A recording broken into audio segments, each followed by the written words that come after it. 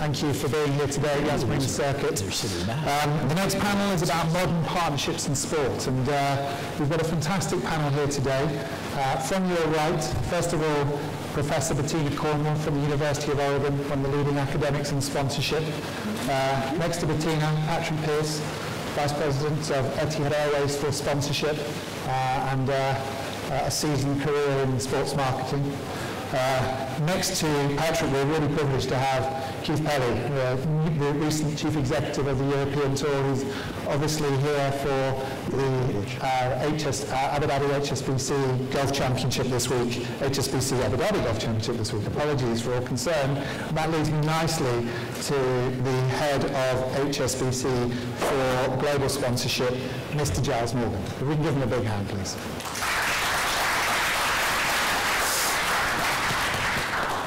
Obviously, sponsorship is about evolution, and that it's actually, when we first did the sponsorship forum here back in a few years back now, actually Giles was actually one of our first panelists. So I'd like to start with Giles and a question about the evolution of your sponsorship over the last few years to where you are today, 2016, and the plan for the year ahead.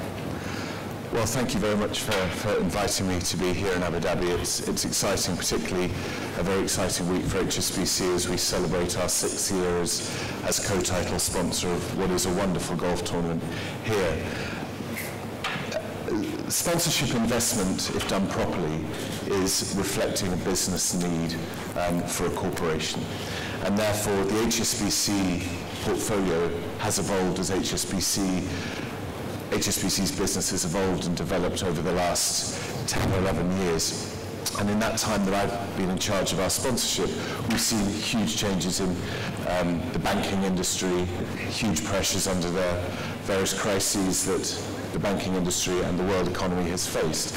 And as a result, sponsorship investment has to change with the times, whether it be geographical focus, whether it be about customer demographic changing. So throughout really the history of sponsorship within HSBC, whether it was about our brand during the Formula 1 years when we were looking to get brand recognition, to now a much more targeted and focused approach, which is we focus on our best customers in our most important markets.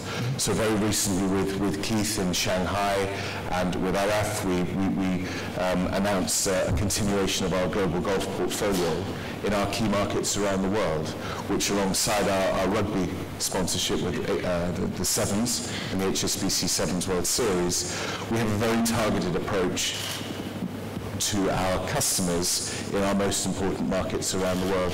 And during 2016, you will see more of that.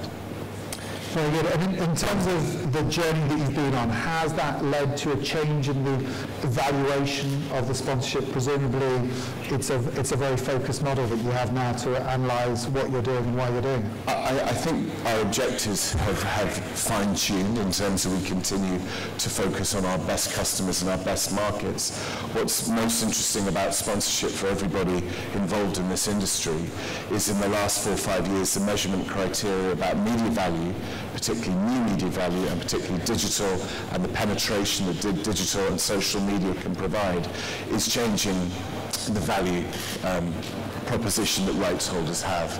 And if I now look at, we talk about TV audiences, and yes, live sport is about television audience, but the consumption and the channels available to the target market or the broader market of the fan is changing almost by the day.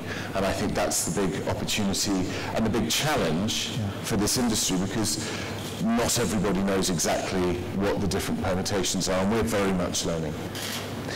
Keith, obviously you've come in from a very established media background into rights holder and overview, and in terms of looking for partners and what you're wanting them to, what the European Tour offers and what you're looking for the partner to bring. Can you talk about, other than just the financial investment, what's important with partnerships for you at the head of the European Tour going forward? Well, I think that's, first of all, great to be here. Thank you for inviting me. I love Abu Dhabi. I've been in 17 countries in 6 months, and this is certainly the best weather that I've been in. Just coming from Malaysia, which I absolutely loved, but it was it was 40 degrees. This is wonderful climate, and look forward to bringing my family back to Abu Dhabi. It's a pleasure and a privilege to be here. And thanks for inviting me. In terms of what we would look for in a partner, I think what you need to look for is the right fit. And the only way that you can find out what the right fit is if you implement a listen and learn plan way before you engage in an actual discussion about advertising, sponsorship, or partnership, and there's a difference between the three. But so for example, it's impossible for HSBC and ourselves, the European Tour, to work together and to actually maximize the ROI for HSBC or for them to be satisfied until we have a full understanding of their objectives and a full understanding of what their business is about. And I think too many people rush into, whether it be an advertising or a sponsorship, and put together a package and put that in front of a potential client like HSBC without having done all the background information, without having actually looked at their business, without having sat down and said, okay, what is your business all about? Because quite honestly, you might not be able to satisfy the respective needs. So then the partnership isn't going to work. The only ones that work is if in fact the need is there from both, if the need is there and you can satisfy it from the actual, whether you're a media company, whether you're a rights holder like we are. And so I have to understand all of HSBC's business before I can actually become their partner. And once you become their partner, then it becomes the respective passion and the respective commitment and the respective engagement from both parties to make sure that partnership works. And presumably, as looking at the European Tour, one of the interesting challenges you have is between, on the one hand, you're representing the players, effectively, and the professionals who are the stakeholders of the European Tour, and on the other hand, you are a media platform and proposition for partners, and making the two work seamlessly along the way. Is that, do you see that as a challenge? Yeah, I think that's an opportunity. I would say, first of all, I would not define ourselves as being in the golf business or being totally in the golf business. We're, I believe, a content and an entertainment company, or a content and an entertainment organization. We're in the content business where golf is but our platform, and our athletes are the stars, and the athletes are the ones that are actually creating the content that hopefully then can produce something that will resonate with consumers, and the same consumers that the respective partnerships are looking for. Indeed, I might come back to you in a couple of that. Thank you. Patrick, Etihad Airways 2016, again, been a hell of a journey over the last decade. You've come in with a new overview effectively over the last 12 months. Tell us about Etihad Airways in 2016 and how the sponsorship is now evolving. Sure. First of all, I too want to thank you, Jamie, for the invitation of Professional Sports Group and the Abu Dhabi Sports Council for arranging today's forum. It's great to get the industry together and share notes and challenge each other too. So happy to be here and representing Etihad Airways, the national airline of the UAE. So 2016, what does it look like for us? I think maybe take a step back and remind the audience that we're only 12, 13 years old. So we're very early in our journey, in our brand journey, and very early in our business. But despite only a decade plus of operation, we have far surpassed expectations in the aviation industry. So we're now a fleet of over 100. We've got nearly 25,000 employees. So we've really expanded and grown in a short period of time. Sponsorship has been a key amplifier of that growth, particularly from an exposure perspective. So obviously we're very well known within football, with City Football Group in Manchester City, here with the F1 Etihad Airways Abu Dhabi Grand Prix. And we know that sports attracts the masses. It does get in and penetrate traditional media. It does get people excited, and it gets people around the water cooler, in the office, and chatting about sport. We've been a part of that, and that's been fantastic. But we're now in a position, as far as maturing into an aviation group. We have equity stakes in a lot of different airlines, some major domestic carriers such as Alitalia, Air Berlin, Jet Airways. So we need to make sure that we pause a bit in 2016, also be very mindful of the macroeconomic factors that impact the travel industry. So whether that's the price of oil, whether that's geopolitical issues in the region or beyond, we just need to make sure that we take a step back, evaluate our very diverse portfolio, making sure we're maximizing all the value with those various partnerships before we step forward and expand into other relationships. In talking about some of those partnerships, obviously here at the home, Yes Point Circuit are one of your biggest ones. I mean, you want to talk about some of the most effective sponsorship, perhaps from a commercial point of view, because I know that that's always a key part of it, particularly from the CEO's office, of bums on seats effectively, and how's that impacting. Is the Grand Prix, is that your most successful product from within the portfolio in terms of bottom line effectively? Sure. Yeah. Each one of our partnerships we weight our objectives very differently based on their audience, based on their location, a number of variables.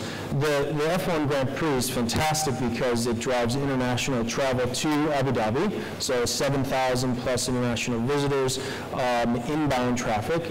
But we very much support Abu Dhabi 2030 and the vision that we become a destination of sport and culture and arts, and the Grand Prix is a great showcase for that. Other metrics that we track with the race are hospitality.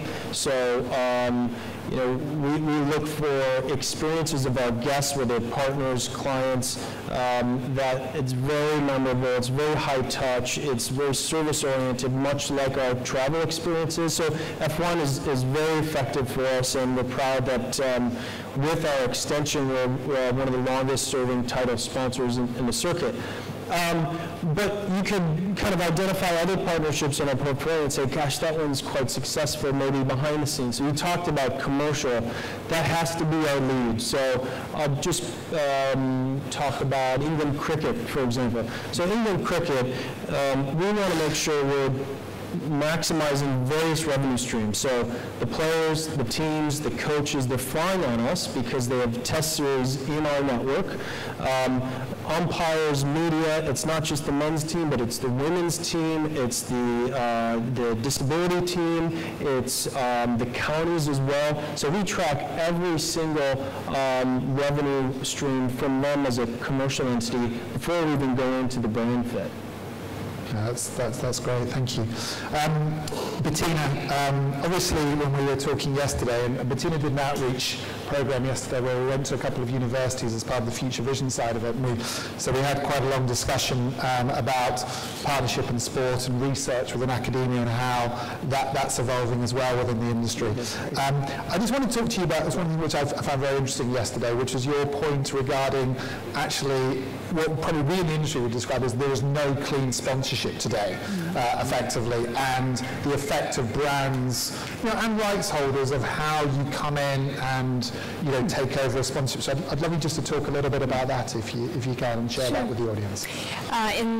In most regions, you're coming to the point where there are no new properties to bring online, so everything's been sponsored before, and that has a carryover effect, and you can see it not only the next year, but even years into a sponsorship. And that carryover effect, you have to address it straightforwardly as a reason that you need to be focused, a reason that you need to bring in creative ideas that make your relationship, your new relationship, distinctive from any past sponsor's relationship. And that is particularly important when you take over from a direct competitor.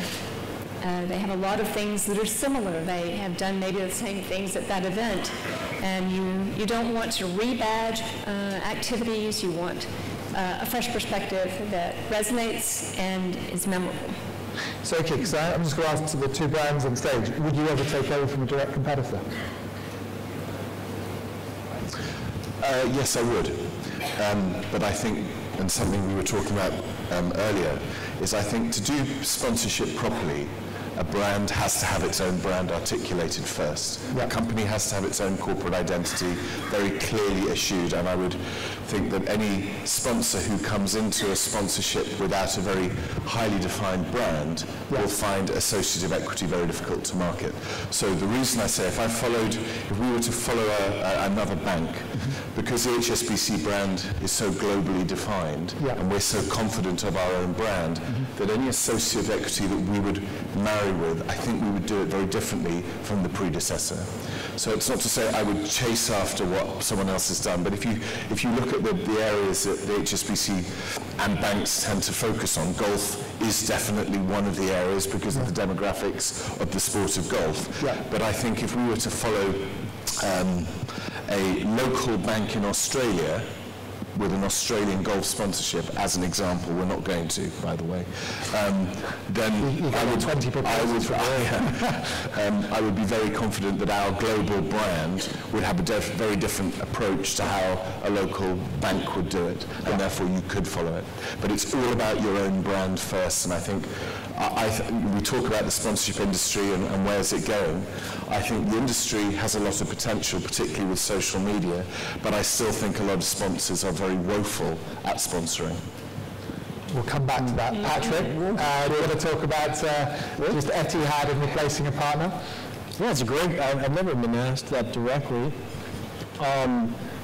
It's hard for us to not replace an airline partner because we have such a cluttered category, particularly in growth markets for us. So for the U.S., for example, there's over 100 commercial airlines. So if we're going to, all of a sudden partner with a hockey team or an NFL team or college or arts or entertainment, in all likelihood, if the category is open, it means somebody left.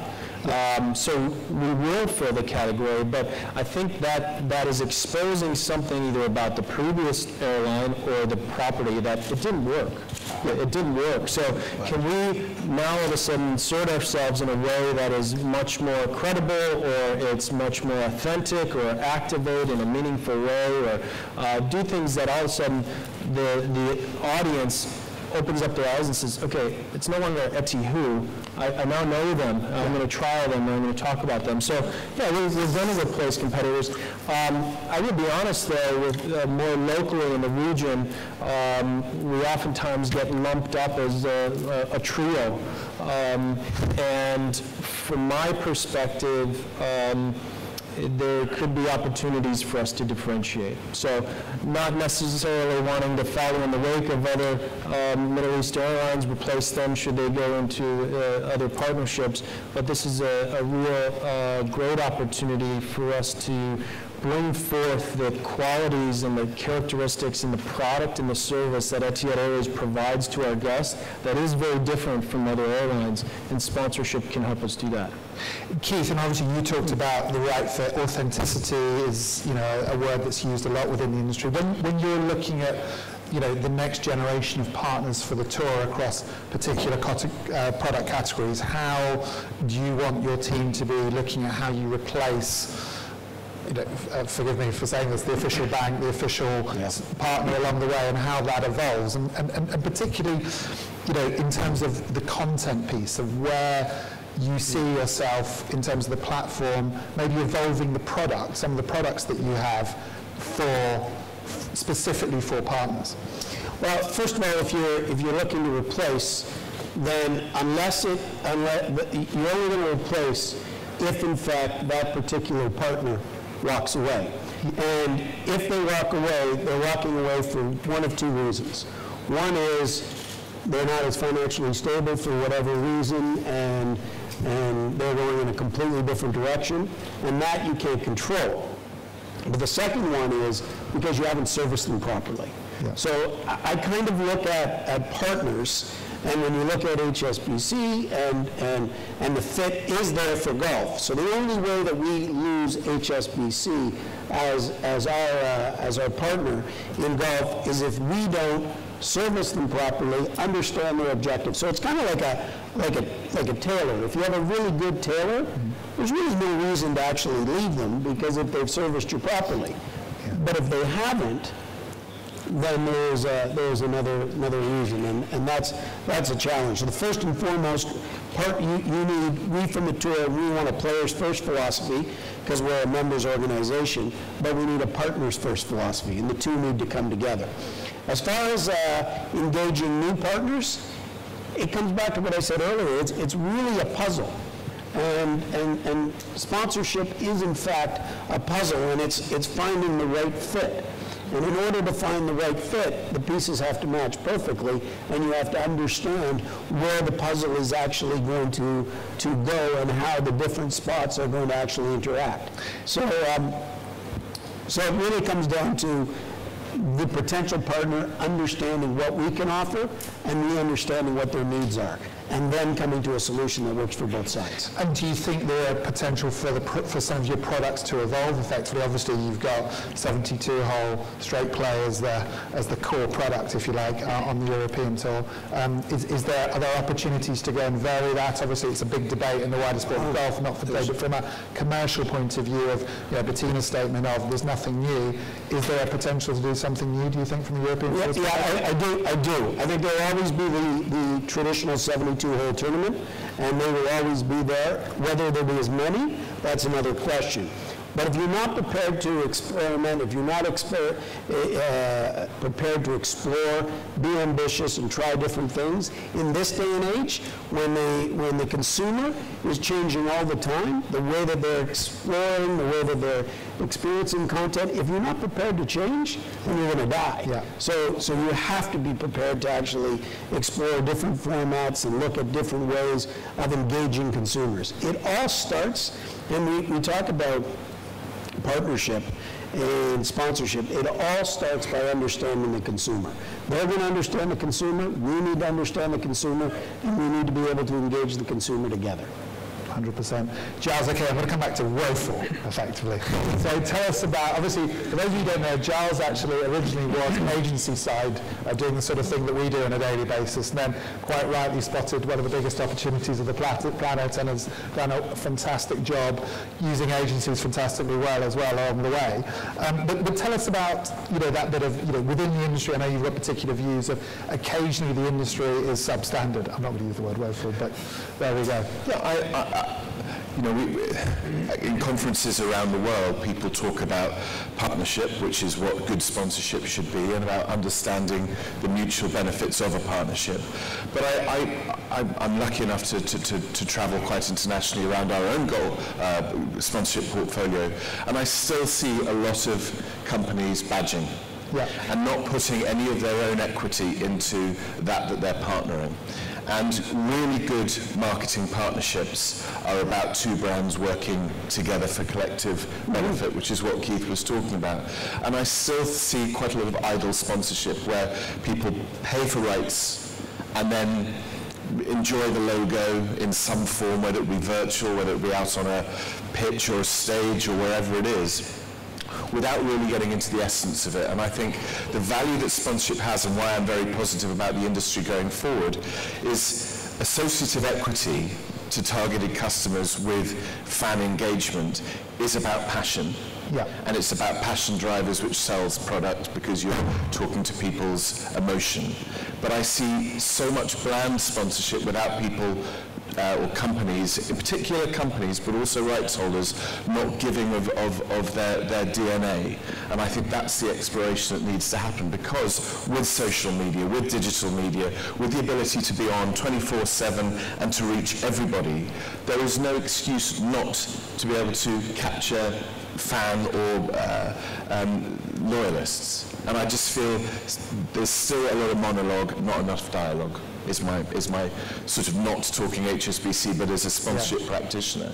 Yeah. And something that we're trying to do, and I'm not to blow the HSBC or bang the drum at all, but even this week at the golf, we're taking this much further than just a golf tournament. If we were just sponsoring a golf tournament, which echoes Keith's point, we're just going to be attractive to the golf fan. Yeah. Well, actually what we're trying to do is be attractive to people who live in the UAE by doing a whole lot of new things. So we bring a sports village, we're bringing professional chefs, we're trying to broaden the appeal. And that's a long way from a traditional bank that offers mortgages and loans. Yeah. Now, you have done, I have to say, in terms of Abu Dhabi, in my time here, certainly it's one of the leading social events, effectively, within Abu Dhabi, and the experiential investment you make. But we also, we support the Dubai Sevens as well. And again, that is a wonderful opportunity. The Rugby Sevens is a carnival of sport. But we have a choice. We could either be a very bland corporate bank and put a red and white logo up and not really be involved in the event, or we can be part of the event. And guess what? If you get involved, you get the engagement going. And I see too many companies making the commitment for financial investment and then on not nearly enough commitment in terms of putting their heart and soul into the activation, whether that be in real time physically or through social media. And I think the industry has to change. Those would be short-term partners too. Yeah. They wouldn't be in for the long term. Yeah. We are going to open up some questions from the audience, so if we can have the microphones coming around, we're going to pick a couple of questions next. But I'm going back to Bettina, actually, on colour, obviously brand colour and that sort of things. You talked about the effect within research of brand colour and how that affects, sponsorship impact. Do you want to share us a little bit of that side of your research? Actually, we have a junior colleague at the University of Oregon who's starting a research program that looks at colour and how color influences decision making and the extent to which you change your color at the arena to match your team. So, but that's still a work in progress, and that's Connor Henderson's work. We'll see it soon. But it's partly about recall and consistency. Yeah. And actually, you can't miss HSBC because they've done a brilliant job with Red, effectively, all over the years. That's been their strong pattern. Obviously, there's another airline down the road. Hey, we're not going to go there. Yeah, we're not talking about that one today. But no, but it's part Red is not as effective for everybody, necessarily. No, but to be fair, Patrick, I think there's a balance of actually the way you've used black and white over the years is equally impactful, because you came into a cluttered market where actually your logo was designed in one way which wasn't really thought about from a sponsorship and branding point of view. It was a beautiful and appropriate stamp for the UAE, and that you took it and went, okay, we need to stand out. How do we do that? Obviously, I was involved at that time of the agencies that were helping to support on that bit, and black and white was there, and I do think you've used it incredibly impactfully. Blue is the most common color, if you want to know. Blue. Okay. So if you want to stand out, you might want to avoid blue. To avoid blue? Well, it's swampingly common. Everyone, what shade? Sky? Okay, that's interesting. So there's a few design agencies here that were very excited in the room. So apologies, Patrick and Giles. Right, let's have some questions from the audience, please. No, that's okay. Just doing something. Have we got any question, please? Yes, gentleman here on the front row. If you could give us your name, sir, please, and who you'd like to ask the question to. Yeah, sure. My name is Ahmed Al-Breaki. I'm from Saudi Arabia. Thank you guys for the very interesting conversation here. I have two questions for our experts from HSBC and Etihad. Is how do you measure the return on investment for your sponsorship? And the second question is, how do you understand consumers? Because it's been mentioned a couple of times. You need to understand the consumers to be able to provide a sponsor or effective sponsorship for companies. Big questions. Yeah. Giles. Measurement of sponsorship is something that we've been, I think, probably one of the pioneers in banking, because you have to. If you work with a financial service organisation and the finance director of a bank tend to be quite metric orientated as human beings, and therefore return on investment starts it starts the conversation about the objectives. What are we trying to achieve? We're trying to engage our best customers, we're trying to engage our brand, we're trying to motivate our staff, we're trying to sell product. And therefore all of the things that we do, all of our objectives and all of the activation platforms that we set for HSBC are geared towards those objectives. And therefore you can measure them quite carefully. Traditionally, sponsorship is sold through media, and that's a very easy return on investment in terms of eyeballs or social media, etc. That's not our priority. If we were only after eyeballs, we'd probably be sponsoring football or Formula One, soccer, Formula One.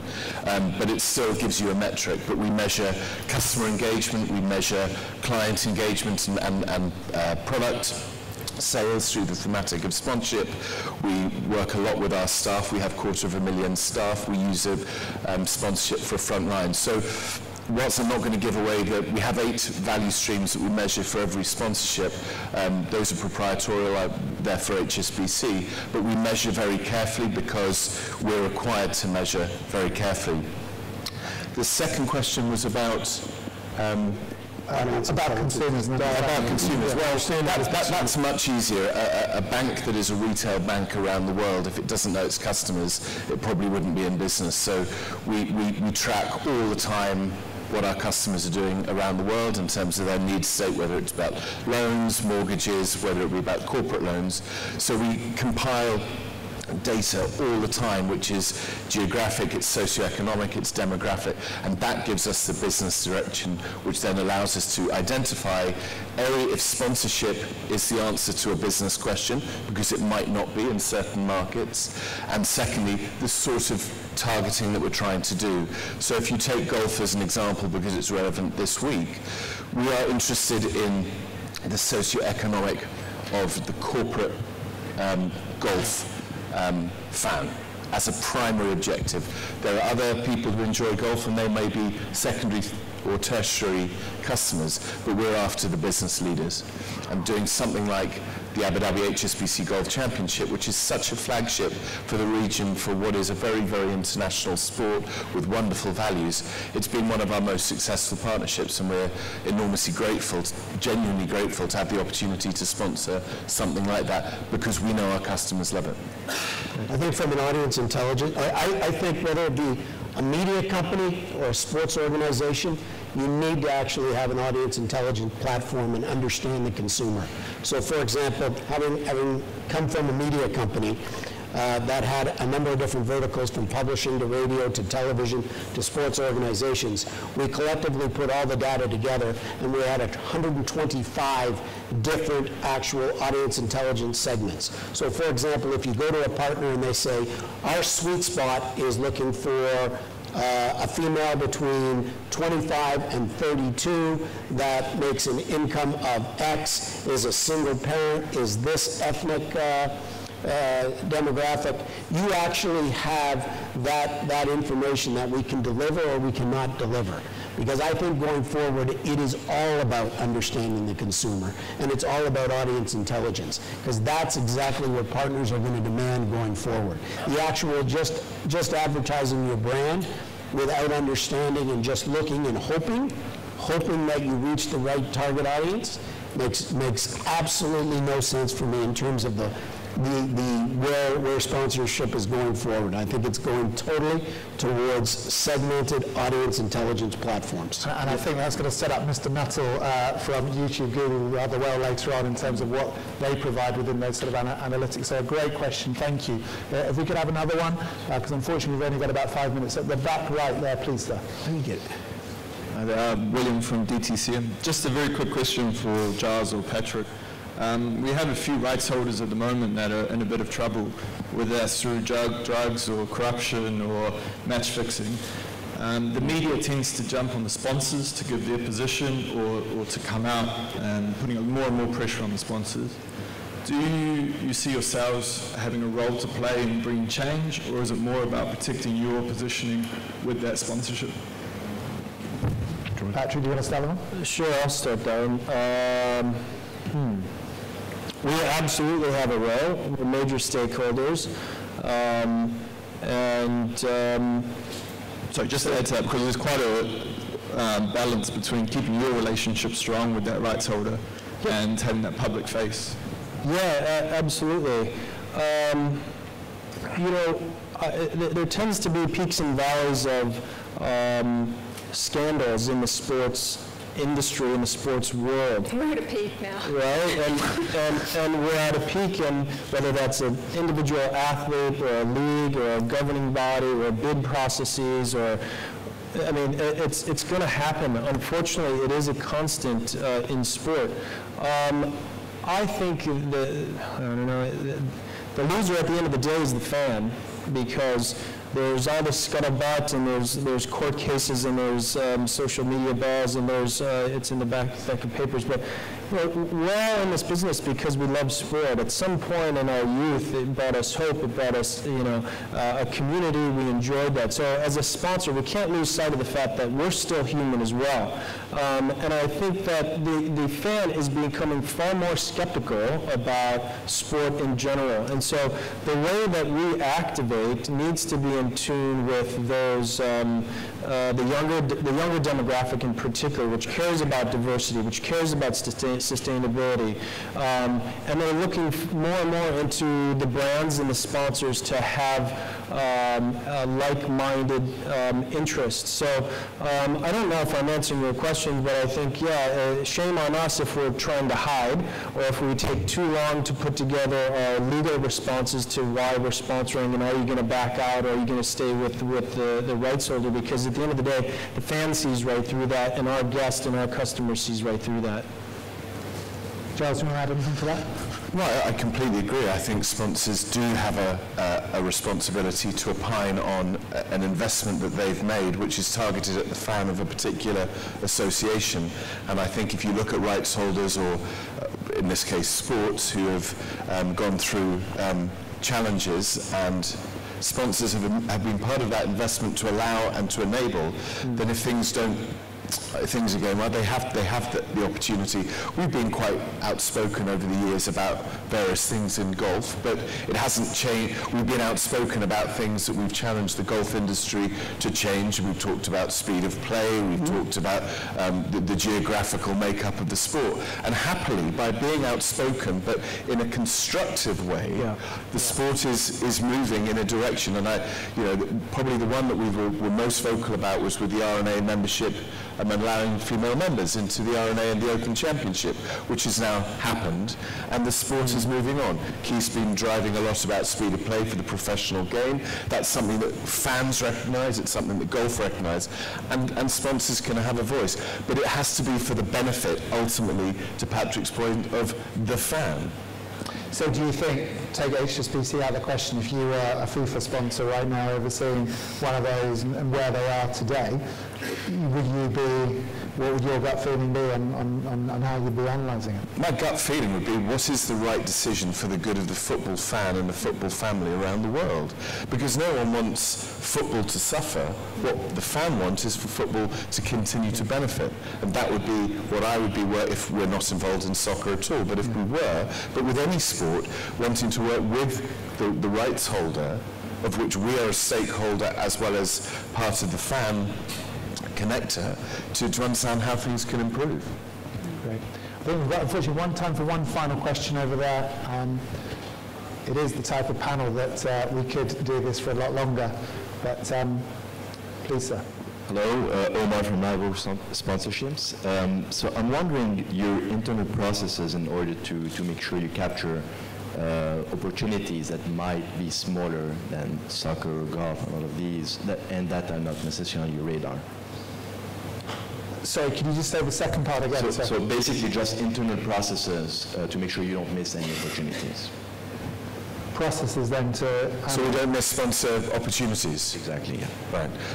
Well, and I'm sure Patrick will be the same, is that we are the recipient of between 10,500 and 11,000 sponsorship requests a year, and that's a lot of paperwork.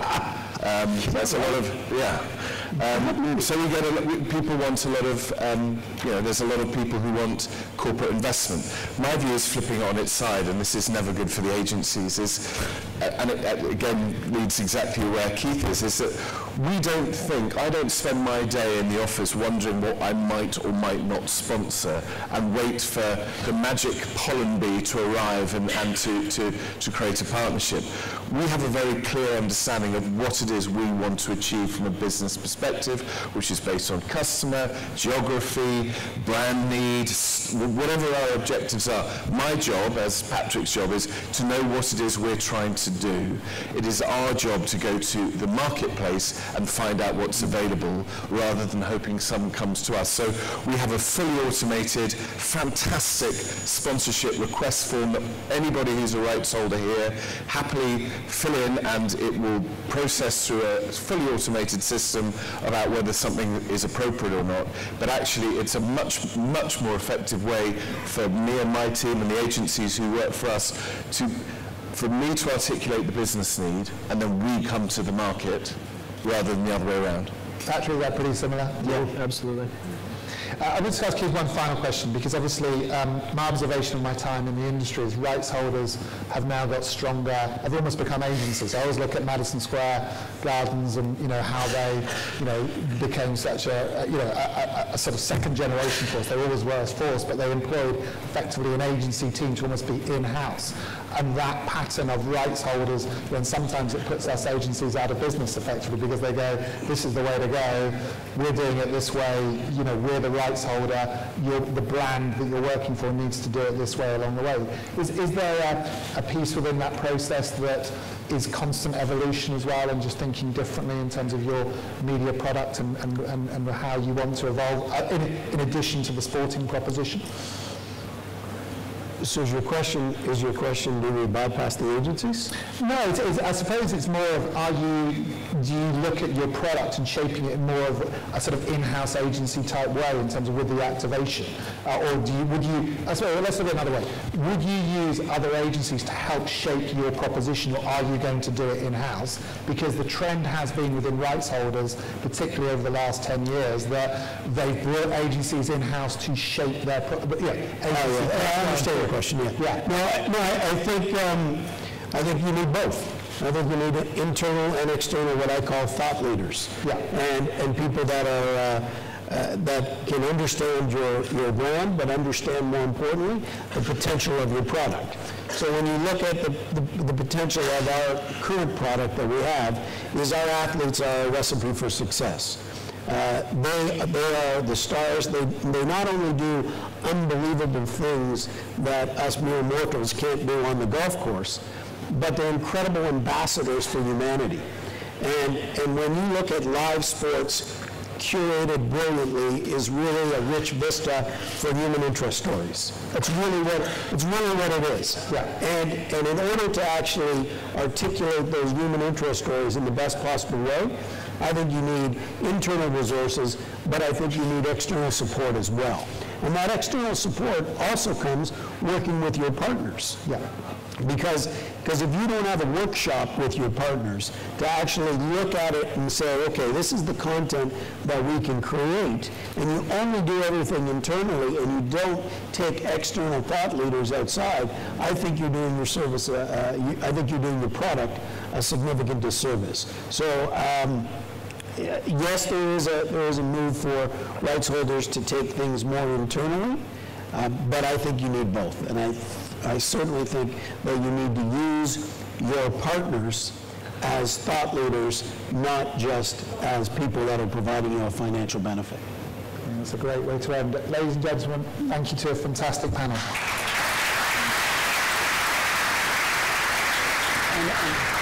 Nobody, did I change my